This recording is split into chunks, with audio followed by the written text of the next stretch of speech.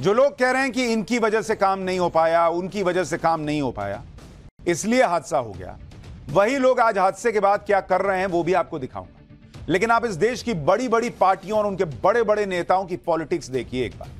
जैसे इंडी गठबंधन को संदेश खाली के मुद्दे पर सांप सूंघ जाता है, जैसे इंडी गठबंधन को तमिलनाडु के किसानों की आत्महत्या नहीं दिखती, कर्नाटक के किसानों की आत्महत्या नहीं दिखती, वैसे ही इंडी गठबंधन को दिल्ली की घटना के बाद केजरीवाल का नाम लेने तक में जीभ में छाले पड़ रहे हैं। किसी एक नेता के मुंह से केजरीवाल का नाम लेकर सवाल नहीं निकल रहा, और केजरीवाल तो छोड़िए, दिल्ली सरकार का नाम लेने के लिए कोई तैयार नहीं है। राहुल गांधी आज करीब 50 मिनट लोकसभा में बोले, इसमें दुनिया भर की बातें राहुल गांधी ने कर दी, लेकिन दिल्ली के हादसे पर बात करना उनको याद ही नहीं रहा। जबकि ये वही राहुल गांधी हैं जो हर मुद्दे पर पीएम मोदी को घेरने में देर नहीं लगाते। ये वही राहुल गांधी हैं जिनका इकोसिस्टम ये नैरेटिव बनाता है कि वो तो युवाओं की बात करते हैं, लेकिन दिल्ली में जहां वो रहते हैं, राजधानी में, उसकी बात राहुल गांधी ने लोकसभा में की तक नहीं। सिर्फ इसलिए कि मामला जो है वो इंडिया अलायंस के एक पार्टी से जुड़ा हुआ है, और अगर ऐसा करेंगे तो नरेंद्र मोदी को घेरने का मौका पीछे चला जाएगा। ऐसा नहीं है कि इस हादसे को लेकर राहुल गांधी ने कुछ नहीं कहा, लोकसभा में वो नहीं बोले, लेकिन सोशल मीडिया पर उन्होंने एक पोस्ट किया। लेकिन इस पोस्ट में भी राहुल गांधी ने पूरा ध्यान रखा कि कहीं भी गलती से केजरीवाल का नाम ना लिख दूं मैं। राहुल गांधी की पूरी पोस्ट आप देखेंगे तो पता चलेगा कि कैसे खाना पूर्ति के लिए, कि मतलब छात्रों कल को कहीं कोई मिल गया, पूछेगा कि सर आपने तो लिखा नहीं, तो एक ट्वीट मार दो और उसमें सिस्टम को दोषी बता दो। केजरीवाल का नाम तक नहीं लिया इन्होंने। राहुल गांधी ने अपनी पोस्ट में लिखा कि दिल्ली की एक बिल्डिंग के बेसमेंट में पानी भर जाने के कारण प्रतियोगी छात्रों की मृत्यु बहुत ही दुर्भाग्यपूर्ण है। कुछ दिन पहले बारिश के दौरान बिजली का करंट लगने से एक छात्र की मृत्यु हुई थी। सभी शोकाकुल परिजनों को अपनी भावपूर्ण संवेदनाएं व्यक्त करता हूं। इंफ्रास्ट्रक्चर का यह कोलैप्स सिस्टम की संयुक्त असफलता है। असुरक्षित निर्माण, लचर टाउन प्लानिंग और हर स्तर पर संस्थाओं की गैर जवाबदेही की कीमत आम नागरिक अपना जीवन गंवाकर चुका रहा है। सुरक्षित और सुविधाजनक जीवन हर नागरिक का अधिकार और सरकारों का दायित्व है। पूरे ट्वीट में दिल्ली में जिस अरविंद केजरीवाल की सरकार है उसका जिक्र नहीं कर पाए, एमसीडी में जो आम आदमी पार्टी सत्ता में है उसका जिक्र नहीं कर पाए। सरकार, अधिकारी, सिस्टम, यही लिख के छोड़ दिया। अच्छा, इस पोस्ट को पढ़ने के बाद कोई भी यही सवाल उठा देगा कि क्या ये बातें सिर्फ खाना पूर्ति के लिए राहुल गांधी ने की, क्योंकि वो सरकारों के दायित्व की बात कर रहे हैं, जवाबदेही की बात कर रहे हैं। अगर ऐसा है तो राहुल गांधी को सीधे सीधे दिल्ली सरकार से सवाल पूछना चाहिए था, एमसीडी पर काबिज आम आदमी पार्टी से सवाल पूछना चाहिए था। कोई दिक्कत नहीं थी, आप एलजीबी लिख के सवाल पूछ लेते, लेकिन लिखते तो बॉस। एक ट्वीट आप नहीं कर पाए, इतना केजरीवाल के सामने सरेंडर, सिर्फ इसलिए क्योंकि वो इंडिया अलायंस के साथी हैं। यही हाल था संदेश खाली के मामले में, और यही आप यूपी में कोई घटना हो जाए, नरेंद्र मोदी से सवाल पूछना हो, उसके बाद देखिए ट्वीट में कैसे आग लगती है, कैसे मोदी का नाम लिखकर ट्वीट किया जाता है। आपके बच्चे मर जाएं तो उसके पहले सर्टिफिकेट साइन होता है कि भैया जरा चेक कर लें ये नरेंद्र मोदी को घेरने के काम आएंगे कि नहीं। आपके बच्चों की मौत इस देश की पॉलिटिक्स का हिस्सा है क्या? और क्या इसका मतलब यह मान लें कि राहुल गांधी इस मामले में आम आदमी पार्टी के साथ खड़े हैं? क्योंकि भाई अगर आप उनसे सवाल सीधे नहीं पूछ रहे तो एक तरह का क्लीन चिट ही दे रहे हैं। राहुल गांधी किस तरीके से कोचिंग हादसे पर दुख भी जता रहे हैं और केजरीवाल का नाम भी नहीं लिया, वो तो आपने देख लिया। लेकिन इतने बड़े हादसे पर केजरीवाल का नाम तक नहीं लेने वाले राहुल गांधी जब पीएम मोदी से बिना बात सवाल पूछते हैं और आरोप लगाते हैं तो इनकी भाषा कैसी होती है वो भी देखिए। 21 जून को राहुल गांधी ने नीट परीक्षा को लेकर पोस्ट किया था और उसमें लिखा था कि नीट देने वाले हजारों छात्र अपने परिवार के साथ भयंकर गर्मी में सड़क पर हैं और नरेंद्र मोदी चुपचाप तमाशा देख रहे हैं। इसी तरह से एक और सोशल मीडिया पोस्ट देखिए जो राहुल गांधी ने मध्य प्रदेश को लेकर किया था और लिखा था कि नरेंद्र मोदी ने कानून का राज खत्म कर दिया है। नरेंद्र मोदी से सवाल पूछने में सिस्टम, अधिकारी, ये सब नहीं आता। दुनिया में मंगल ग्रह पे भी कुछ हो जाए तो नरेंद्र मोदी का नाम लेके पूछते हैं। केजरीवाल का नाम लेने में जबान लड़खड़ाती है लोग। इसी तरह अखिलेश यादव भी दिल्ली हादसे पर तो बोल रहे हैं लेकिन केजरीवाल का नाम नहीं ले रहे, बल्कि वो दिल्ली हादसे पर बोलते बोलते योगी आदित्यनाथ को घेरने लगे। अखिलेश यादव ने पूछा कि क्या नियमों का उल्लंघन करने वाले कोचिंग संस्थान पर सरकार बुलडोजर चलाएगी? सुनिए अखिलेश यादव को, फिर आपको बताता हूं कि अखिलेश यादव ने स्टूडेंट्स की मौत पर किसे लेटर लिखा है। बहुत गंभीर समस्या है और जो घटना हुई है दर्दनाक घटना है। यूपीएससी के स्टूडेंट जो तैयारी कर रहे थे, आखिरकार प्लानिंग और एनओसीज देने की जिम्मेदारी तो सभी अधिकारियों की है अध्यक्ष महोदय, जिम्मेदार कौन है, उनके खिलाफ कार्रवाई क्या हो रही है, नंबर एक। दूसरा, ये केवल एक विषय नहीं है इलीगल बिल्डिंग, हम तो यूपी से अध्यक्ष जी देख रहे हैं, जहां इलीगल बिल्डिंग बनती है वहां बुलडोजर चलता है। क्या ये सरकार बुलडोजर चलाएगी कि नहीं चलाएगी? दिल्ली में कुछ हो जाए तो अधिकारी जिम्मेदार होते हैं, बाकी दुनिया में कहीं कुछ हो जाए तो योगी और मोदी जिम्मेदार होते हैं। ये इनका फर्क है सवाल पूछने का। पूछने बुलडोजर चलेगा कि नहीं, अरे तो बुलडोजर चलाएगी एमसीडी ना बॉस, एमसीडी से ना पूछिए। लेकिन वहां भी केजरीवाल से सवाल नहीं कर पाए ये लोग। यूपी में अखिलेश यादव योगी आदित्यनाथ के बुलडोजर मॉडल का जमकर विरोध कर रहे हैं, लेकिन दिल्ली में बुलडोजर बुलाने के लिए कह रहे हैं, बुलडोजर चलाने के लिए सवाल पूछ रहे हैं कि क्या कोचिंग सेंटर पर बुलडोजर चलवाएगी सरकार। गजब पॉलिटिक्स है। अखिलेश यादव ने इस घटना पर लोकसभा स्पीकर को एक लेटर भी लिख दिया, जिसमें उन्होंने कहा कि घटना से स्टूडेंट्स के मन में डर बैठ गया है। अखिलेश यादव ने लोकसभा स्पीकर से अपील की है कि वो सरकार को निर्देश दें कि मृतक छात्रों के परिवार को 1-1 करोड़ रुपए का मुआवजा दिया जाए। घटना की जिम्मेदारी तय कर सरकार बिना किसी देरी के कठोर कार्रवाई करे। इस लेटर में भी अखिलेश यादव ने सिर्फ सरकार का जिक्र किया, आम आदमी पार्टी की सरकार या दिल्ली सरकार या केजरीवाल सरकार लिख नहीं पाए। वो अखिलेश यादव यह भी चाहते हैं कि लोकसभा स्पीकर मोदी सरकार को यह ऑर्डर दें कि वो मृतक के परिवार को 1-1 करोड़ रुपए दें। अखिलेश यादव यह क्यों भूल जाते हैं कि दिल्ली में तो उनके ही इंडी गठबंधन की सरकार है। वो क्यों नहीं सीधे संजय सिंह को फोन लगाकर बोलते हैं कि संजय सिंह दीजिए 1-1 करोड़ रुपए का मुआवजा इनको। इंडी गठबंधन दिल्ली हादसे पर जिस तरह रिएक्ट कर रहा है ना बॉस, ऐसा लग रहा है कि सबको सांप सूंघ गया। हर मुद्दे पर नरेंद्र मोदी को जोर शोर से घेरने वाला इंडी गठबंधन केजरीवाल के खिलाफ चू नहीं कर पा रहा। कांग्रेस सांसद केसी वेणुगोपाल और शशि थरूर ने भी लोकसभा में बोला, लेकिन केजरीवाल का नाम इनकी भी जुबान पर नहीं आया। संसद के बाहर शिवसेना यूबीटी सांसद प्रियंका चतुर्वेदी ने भी केजरीवाल का नाम नहीं लिया। सीपीआई नेता डी राजा ने भी अरविंद केजरीवाल तक का जिक्र नहीं किया। ये बातें आपको इसलिए बता रहा हूं कि आपको समझ में आए कि हम जो बार बार आपसे कहते हैं ना कि इस देश में आपके अपनों का दर्द, उनकी तकलीफ, उनकी मौत, उनका कुछ भी इस देश के कुछ नेताओं के लिए सिर्फ और सिर्फ पॉलिटिक्स का हिस्सा है। पहले टिक लगता है कि बीजेपी शासित राज्य में हुआ, कि इंडी अलायंस के राज्य में हुआ, मोदी घेरे जाएंगे या कोई अपना साथी घेरा जाएगा, उसके बाद तय होता है कि क्या रिएक्ट करना है। इंडी गठबंधन अगर केजरीवाल का नाम ले भी तो किस मुंह से ले, क्योंकि कल दिल्ली के जंतर मंतर पर इंडी गठबंधन अरविंद केजरीवाल की गिरफ्तारी और स्वास्थ्य के खिलवाड़ के मुद्दे पर विरोध प्रदर्शन करने वाली है बॉस। ये किस मुंह से केजरीवाल से सवाल पूछेंगे? जो लोग बच्चों की मौत पर आईएएस एस्पिरेंट्स के साथ खड़े होने के लिए वहां जा नहीं पा रहे, वो आम आदमी पार्टी के अरविंद केजरीवाल जेल में क्यों हैं, उनकी सेहत क्या है, उसकी चिंता है। और बच्चे मर गए, उनसे मिलने जा नहीं पा रहे ये लोग। आम आदमी पार्टी के सांसद संजय सिंह के मुताबिक इस विरोध प्रदर्शन में इंडी गठबंधन की जो पार्टियां शामिल होंगी उसमें कांग्रेस है, समाजवादी पार्टी है, तृणमूल कांग्रेस है, डीएमके है, जेएमएम है, शिवसेना उद्धव ठाकरे गुट है, एनसीपी शरद पवार वाली है, सीपीआई सीपीएम आरजेडी है। केजरीवाल की चिंता है जिन्हें कोर्ट ने जेल भेज रखा है, लेकिन वहां बच्चे कहते रह गए कि यहां गड़बड़ है बॉस, इसको ठीक कराइए, उसकी चिंता नहीं हुई। उसमें गेंद फेंक रहे हैं कि इसने किया उसने किया।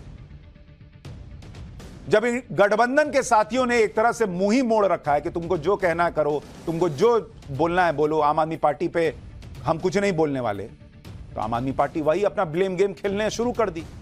केजरीवाल के लोगों ने हम तो लाचार हैं जी, एलजी कुछ काम करने नहीं देते जी वाली पॉलिटिक्स पर आ गए। केजरीवाल के मंत्री सौरभ भारद्वाज तो यही कर रहे हैं। वो एक पुराना वीडियो वायरल कर रहे हैं, जो वीडियो 28 जून की एक मीटिंग का बताया गया। इस वीडियो को दिखाकर यह बताया जा रहा है कि गलती केजरीवाल सरकार की नहीं, सारी गलती तो अधिकारियों की है। मंत्री तो कब से अधिकारियों को बोल रहे हैं, लेकिन कुछ काम नहीं होता। एक बार यह वीडियो देखिए, फिर इनसे कुछ सवाल बनते हैं, वो सवाल पूछूंगा। अनबरासु जी, जो इमरान जी बोल रहे थे ना, वो बड़ा इंपॉर्टेंट पॉइंट है कि जल बोर्ड के अंदर बेसिकली मैनुअल लेबर नहीं है, जो कॉन्ट्रैक्चुअल लेबर होती थी।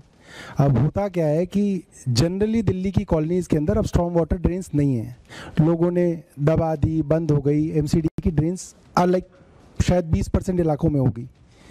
बाकी जगह पानी का रास्ता सीवर ही है, वो सीवर के थ्रू पानी अपना रास्ता बनाता है और उसकी वजह से सीवर बैक फ्लो करेगा लोगों का। दिस इज द रियलिटी, ठीक है।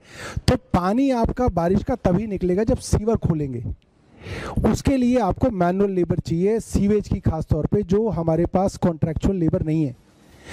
मशीन वगैरह करने के लिए भी है, वो लेबर चाहिए होगी। Labour is a major problem इस वक्त मेरी कॉन्स्टिट्यूंसी में तो है। We don't have any labour, contractual labour for sewage. जाएंगे ना तो पता चल जाएगा, वो तो टाइम जब मिलेगा तो जाएंगे, मगर अभी तो यहीं पे बात कर लेते हैं।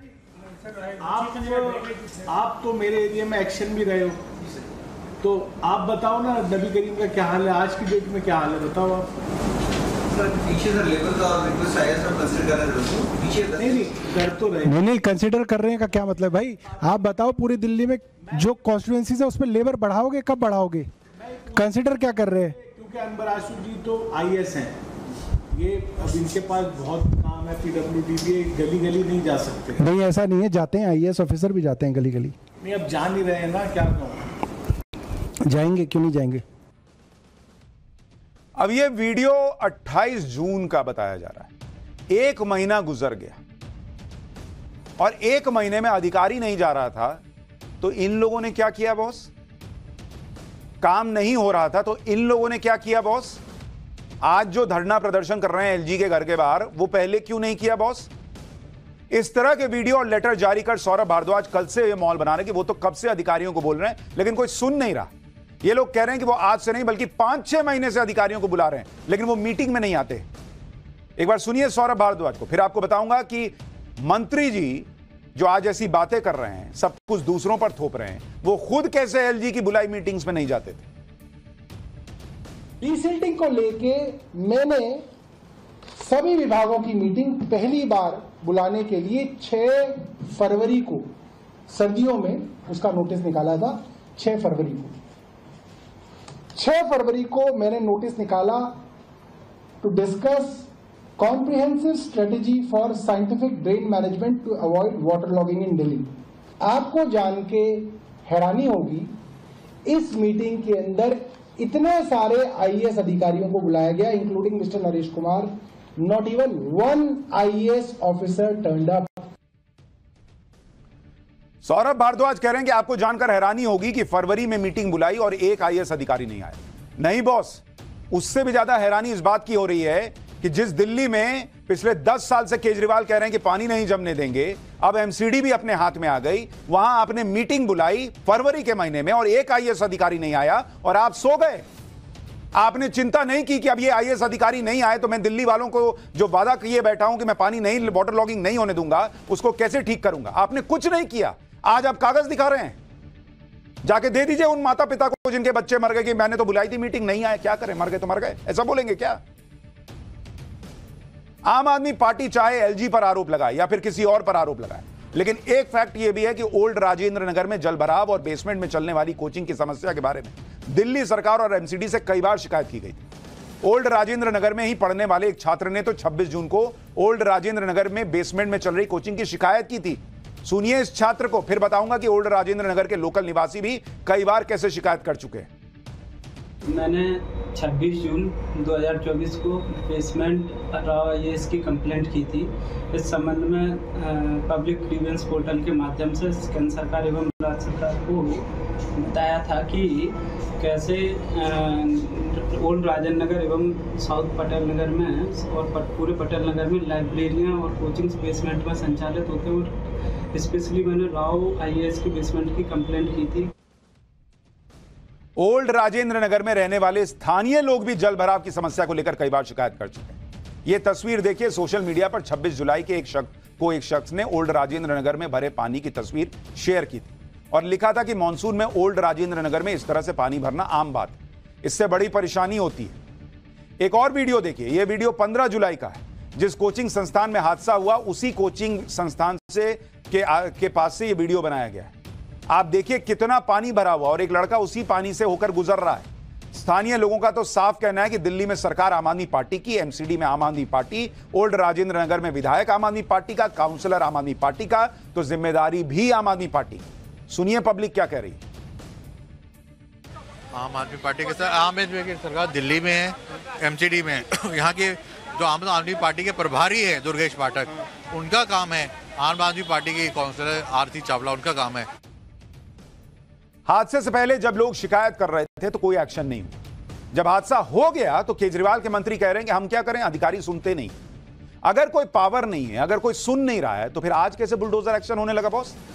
आज कोचिंग इंस्टीट्यूट पर जो बुलडोजर गया, ये बुलडोजर तो पहले भी जा सकता था।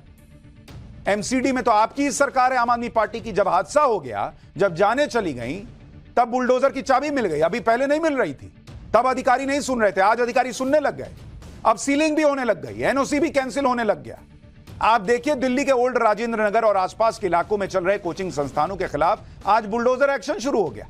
कोचिंग संस्थानों की बिल्डिंग के ठीक बाहर नालों पर रैंप बने हुए हैं। एमसीडी की टीम ने बुलडोजर की मदद से इन रैंप्स को तोड़ना शुरू कर दिया। एमसीडी का कहना है कि नालों पर बने रैंप की वजह से नालों की सफाई नहीं हो पाती।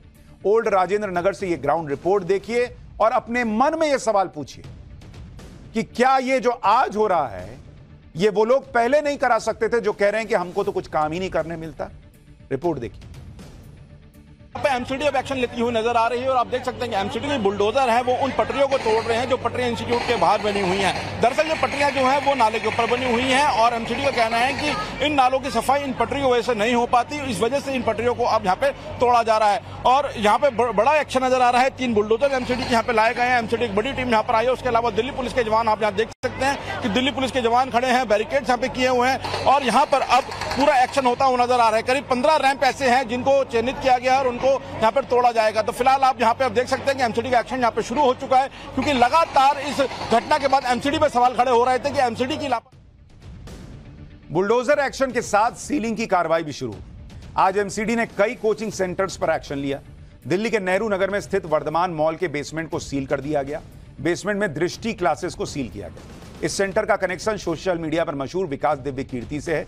विकास दिव्य कीर्ति के अक्सर वीडियो वायरल होते हैं जिसमें वो बड़ी बड़ी बातें करते हैं, लेकिन उनसे जुड़े सेंटर में ही नियमों का उल्लंघन हो रहा था। दिल्ली में आज एमसीडी ने करीब 13 कोचिंग सेंटर को सील किया है।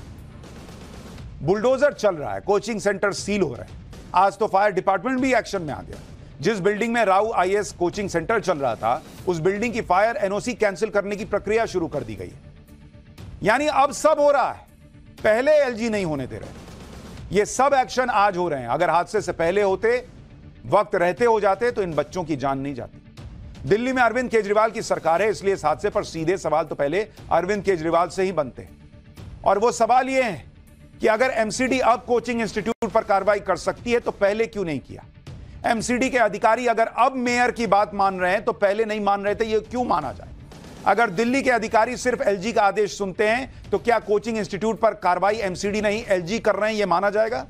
अगर नालों की सफाई नहीं हुई थी तो दिल्ली सरकार के मंत्रियों को यह बात पता भी थी, तो क्या दिल्ली के एलजी से मिलकर इसकी शिकायत की गई थी? दिल्ली के अधिकारी नालों की सफाई नहीं कर रहे थे तो आम आदमी पार्टी ने विरोध के पुराने तरीके यानी धरना प्रदर्शन का सहारा क्यों नहीं लिया? दिल्ली के अधिकारी शीश महल में 4 लाख का कमोड और 8 लाख के पर्दे लगाते वक्त मुख्यमंत्री की सुन लेते हैं, लेकिन नालों की सफाई के वक्त वो नहीं सुनते। दिल्ली के नालों की सफाई नहीं हुई थी तो कुछ दिन पहले शैली ओबराय क्यों कह रही थी कि इस बार दिल्ली वाले बारिश एंजॉय करने वाले हैं क्योंकि 85 से 92% काम हो चुका है? आम आदमी पार्टी और उसके नेता चाहे जितना मर्जी ब्लेम गेम खेल लें, लेकिन जवाबदेही से भाग नहीं सकते। एमसीडी के मेयर शैली ओबराय ने मानसून से पहले बड़े बड़े दावे किए थे। शैली ओबराय ने 18 जून को कहा था कि इस बार दिल्ली वाले मानसून को एंजॉय करेंगे और मानसून के दौरान कोई भी मुश्किल हालात नहीं आने वाली। उसके बाद 28 जून को पहली बारिश के बाद शैली ओबराय ने कहा था कि दिल्ली सरकार और एमसीडी पीडब्ल्यूडी के सारे अधिकारी ग्राउंड पर काम कर रहे हैं, कोई परेशानी नहीं होगी। सुनिए शैली ओबराय, आम आदमी पार्टी की जो मेयर है एमसीडी में शैली ओबराय, उन्होंने 18 जून को क्या बयान दिया था। दिल्ली की जनता को आश्वासन देना चाहूंगी कि इस बार दिल्ली की जनता मॉनसून एंजॉय करेगी और किसी भी तरह की जो परेशानी और कठिन स्थिति हम कम से कम लाने की कोशिश करेंगे। एक तरह से मॉनसून की पहली बारिश है और अब वो सभी पॉइंट्स आइडेंटिफाई आज हो चुके हैं। तमाम departments, MCD, irrigation flood, PWD, साथ में हमारे दिल्ली जल बोर्ड, तमाम अधिकारी, सभी डिप्टी कमिश्नर्स, ऑफिसर्स अभी ग्राउंड पर काम कर रहे हैं। और तो एमसीडी के मेयर आम आदमी पार्टी की नेता कह रही थी कि सारे अधिकारी ग्राउंड पर काम कर रहे हैं। आज जब जवाबदेही आए तो सौरभ भारद्वाज और दूसरे लोग कह रहे हैं कि भाई कोई अधिकारी हमारी सुनता ही नहीं। तो कैसे शैली ओबराय कह रही थी कि सारे अधिकारी ग्राउंड पे काम कर रहे हैं? दिल्ली के लोग मॉनसून एंजॉय करने वाले हैं, ये वादा कैसे कर रही थी? एक तरफ केजरीवाल सरकार के मंत्री कह रहे हैं मीटिंग बुलाता हूं तो कोई अधिकारी नहीं आता, लेकिन खुद दिल्ली सरकार के मंत्री एलजी की बुलाई मीटिंग में जाते हैं। आज दिल्ली के एलजी ऑफिस का एक लेटर सामने आया जिसमें यह बताया गया कि दिल्ली से जुड़ी समस्याओं पर बात करने के लिए 4 मंत्रियों को लेटर लिखा गया था। लेटर में दिल्ली में पानी की supply, air quality, public transport और हेल्थ सर्विस के मुद्दे पर मीटिंग की बात कही गई थी। मीटिंग के लिए जिन 4 मंत्रियों को बुलाया गया था उसमें दिल्ली के पर्यावरण मंत्री गोपाल राय, दिल्ली के ट्रांसपोर्ट मंत्री कैलाश गहलोत, दिल्ली की वित्त मंत्री और पीडब्ल्यूडी मंत्री आतिशी और दिल्ली के हेल्थ मिनिस्टर सौरभ भारद्वाज का नाम था। यह 1 अप्रैल का लेटर है। सूत्रों के मुताबिक एलजी की बुलाई मीटिंग में कोई मंत्री नहीं गया। अब आप सोचिए, खुद अधिकारियों को ब्लेम कर रहे हैं कि वो मीटिंग में नहीं आते, लेकिन जब एलजी मीटिंग बुलाते हैं तो खुद मीटिंग क्यों स्किप कर रहे हैं? सूत्रों के हवाले से खबर है कि एलजी दफ्तर ने यह भी कहा है कि कई मौके पर उनकी दफ्तर की तरफ से सीएम को इस मुद्दे पर लिखा गया, लेकिन कोई रिस्पांस तक नहीं मिला। एलजी दफ्तर की तरफ से कहा गया कि यह क्रिमिनल लापरवाही है, इसके लिए गृह मंत्रालय को भी लिखा गया है। एलजी की मीटिंग में न जाने पर दिल्ली के मंत्री सौरभ भारद्वाज से सवाल भी हुआ, तो कहने लगे कि एलजी किस अधिकार से मीटिंग बुला रहे हैं। सुनिए जरा इनका जवाब सुनिए। एलजी का क्या लेने देना है इसमें? एलजी को मुख्यमंत्री बनने का शौक चढ़ गया था उस समय। हमारे मुख्यमंत्री गिरफ्तार हुए तो एलजी साहब को लगा कि मैं मुख्यमंत्री बन जाऊं और मैं मंत्रियों की मीटिंग बुलाने लगूं। किस कैपेसिटी के अंदर मुख्यमंत्री के अलावा कोई और कैबिनेट की मीटिंग बुला सकता है? क्या एलजी कैबिनेट की मीटिंग बुला सकते हैं? वो दिखाएं मुझे कौन से रूल के अंदर बुला सकते हैं। तो जब इनका मन करे तो ये सारी जवाबदेही एलजी पे डालेंगे, और जब इनका मन करे तो ये पूछेंगे एलजी हमको कैसे बुला सकता है बॉस, किस अधिकार से बुला रहा है? अरे आपको दिल्ली वालों की इतनी चिंता थी, मान लीजिए एलजी आपको अपॉइंटमेंट नहीं देते, आप नहीं जा पा रहे थे, एलजी ने बुलाया था, वहां जाके बोलते कि बॉस कोई अधिकारी काम नहीं कर रहा है। वहां तो ईगो हर्ट हो गया कि एलजी कैसे बुला लेगा बॉस हमको, हम तो केजरीवाल जी के कहने पे जाएंगे और केजरीवाल जी जेल में हैं तो हम किसी के सामने नहीं जाएंगे। और आज कह रहे हैं कि एलजी ने नहीं किया। दिल्ली के जिस ओल्ड राजेंद्र नगर में यह हादसा हुआ है वहां आम आदमी पार्टी के ही दुर्गेश पाठक विधायक। इतने बड़े हादसे पर विधायक से भी सवाल होने चाहिए कि जब इलाके में लोग लगातार शिकायतें कर रहे थे तो फिर एक्शन क्यों नहीं हुआ? दुर्गेश पाठक से सवाल किया गया तो वो ये कहकर अपना बचाव कर रहे हैं कि हमें तो एमसीडी में आए 7 से 8 महीने ही हुए हैं। उधर बीजेपी इस हादसे पर अरविंद केजरीवाल से इस्तीफा मांग रही है। बीजेपी और आम आदमी पार्टी एक दूसरे को कैसे दोषी बता रहे हैं, ये सुनिए। फिर बताऊंगा कि कैसे इस हादसे पर आम आदमी पार्टी एक और नया बहाना बना रही है, और कुछ सवाल एलजी साहब से भी बनते हैं, वो भी पूछूंगा। हम तो अभी 6-8 महीने पहले एमसीडी के अंदर आए हैं। पिछले 15 साल से 20 साल से जो ड्रेनेज के ऊपर काम नहीं हुआ पूरी दिल्ली के अंदर, उसके ऊपर कौन एक्शन? भारतीय जनता पार्टी किस चीज का प्रोटेस्ट कर रहे हैं? वो उनको तो शर्म आनी चाहिए। पूरी दिल्ली को उन्होंने बर्बाद कर दिया पूरी तरह से। दिल्ली में मुख्यमंत्री जो जेल में है इस्तीफा क्यों नहीं देते, और जो उनके बाकी मंत्री हैं वो काम क्यों नहीं करते? जिस मंत्री को यही नहीं मालूम कि उससे काम क्या करना है, दिल्ली की सेवा कैसे करनी है, सिर्फ फाइलों को दबाना है, पूरी की पूरी सरकार सिर्फ एक ही विषय पर केंद्रित रहती है कि अरविंद केजरीवाल का शुगर लेवल कितना है। आम आदमी पार्टी के पास हर मुसीबत के लिए एक बहाना रेडी रहता है। इस हादसे पर भी उनके पास बहानों की लिस्ट तैयार है।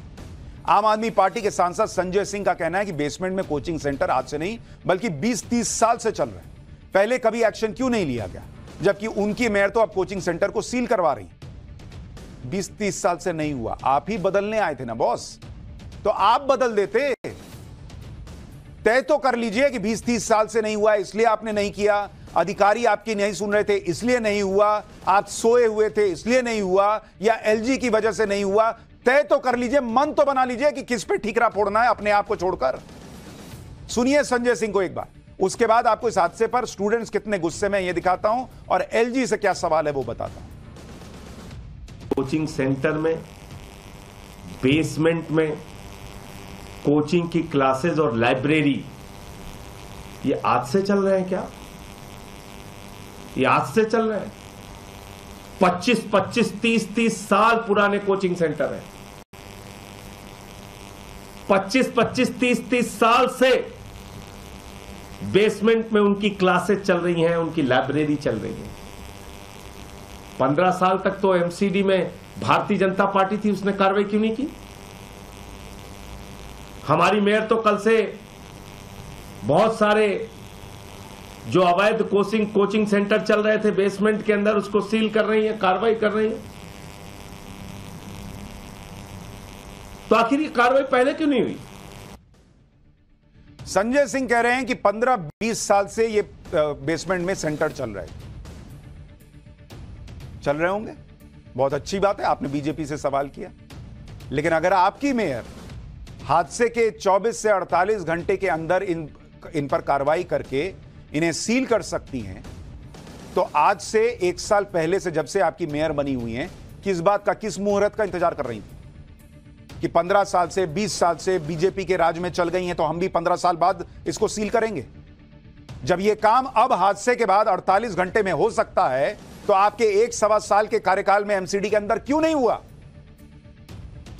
बच्चे मर गए बहुत, और आपका बहाना ही खत्म नहीं हो रहा। और इन बहानों से, इस पॉलिटिकल ब्लेम गेम से छात्रों का कोई मतलब नहीं है। बेसमेंट में 3 छात्रों की डूबने से हुई मौत के बाद ही ओल्ड राजेंद्र नगर के छात्र प्रोटेस्ट कर रहे हैं। आज भी छात्रों का प्रोटेस्ट जारी था। छात्रों का कहना है कि वो दोषियों के खिलाफ कड़ी कार्रवाई चाहते हैं। 3 मृतक छात्रों के परिजनों को 1-1 करोड़ का मुआवजा मिले। देखिए वहां से एक रिपोर्ट। लगातार यूपीएससी एस्पिरेंट्स द्वारा दिल्ली के अंदर ओल्ड राजेंद्र नगर के अंदर नाराजगी जाहिर है। तस्वीरें मेरे पीछे कि आप देखेंगे कि किस तरीके से जो छात्र हैं वो अपनी नाराजगी का प्रदर्शन करते नजर आ रहे हैं। इनसे एलजी की मुलाकात हो, उसके बाद भी संतुष्टि जो है वो साफ तौर पर इन छात्रों में नजर नहीं आ रही है। हमें कल से अल्टीमेटम दिया था 12 बजे तक, अभी तक हमसे ना कोई बात करने आया है, ना हमारी डिमांड्स पूरी की गई, हमें सुना भी नहीं गया है अभी तक। देखिए मैडम, मांगे पहले ये है कि यहाँ पे पुलिस बताए असल में कितनी हत्या हुई। पुलिस 2 दिन से हमें कॉन्फिडेंस में ले नहीं पाई कि आखिर कितनी हत्या हुई है। 3 बोल के 10-12 राउंड एम्बुलेंस के यहाँ से गए हमारे सामने, वो हमारी पहली मांग। दूसरी मांग ये है कि जिनकी हत्या है उनको कंपनसेशन के नाम पे कम से कम 1 करोड़ रुपए का कंपनसेशन मुआवजा दिया जाए। तो भी हम लोग क्या डिमांड कर रहे हैं, जो कल्प्रिट्स हैं उनकी गिरफ्तारी हो, उन पर सही लोग जो हैं उन पर कार्रवाई हो, और जो एफआईआर की कॉपी हो हम लोगों को मिले। इसका प्योरली जिम्मेदार है म्यूनिसिपल कॉर्पोरेशन ऑफ दिल्ली और Delhi police. Reason being corruption. LG चाहते हैं वो हमारे साथ है, तो हमारे बीच आए, हमारे साथ बैठे और हमसे बात करे, ना कि इंडिविजुअल बात करने से कुछ नहीं होने वाला। छात्र गुस्से में, और उनका गुस्सा वाजिब है। कुछ तो कह रहे हैं कि भाई 10 राउंड एम्बुलेंस गई है तो 3 ही कैसे मरे। लेकिन इन छात्रों से कोई बात करने जाए तब तो। अच्छा, सवाल सिर्फ आम आदमी पार्टी नहीं बल्कि दिल्ली के एलजी से भी है। दिल्ली में अधिकारियों की ट्रांसफर पोस्टिंग की पावर तो उनके पास है। अगर आम आदमी पार्टी ने काम नहीं कराया, अगर आम आदमी पार्टी के नेता मीटिंग में नहीं आए, तो फिर एलजी ने क्या किया? एलजी ही सारा काम अधिकारियों से करवा लेते। सिर्फ यह कह देना कि मैंने तो मीटिंग बुलाई थी, मंत्री नहीं आए, यह कह देने से काम चल जाएगा? अगर अधिकारी नहीं आए, अधिकारी काम नहीं कर रहे हैं, मंत्री नहीं आए, आप उतर जाते ना जमीन पर। अगर आपने ट्रांसफर पोस्टिंग का इतना अधिकार ले रखा है एलजी ने, तो आज जो एलजी गए मिलने के लिए, वो उतर के देखते तो कि दिल्ली में काम हुआ है कि नहीं हुआ है। जो बीजेपी आज प्रदर्शन कर रही है विपक्ष के तौर पर, कांग्रेस को तो छोड़ ही दीजिए, उनका तो खत्म मामला है, उनकी सेटिंग गेटिंग है आम आदमी पार्टी से, उनसे क्या बोलना। लेकिन जो बीजेपी आज विरोध प्रदर्शन कर रही है, उसने क्यों नहीं किया?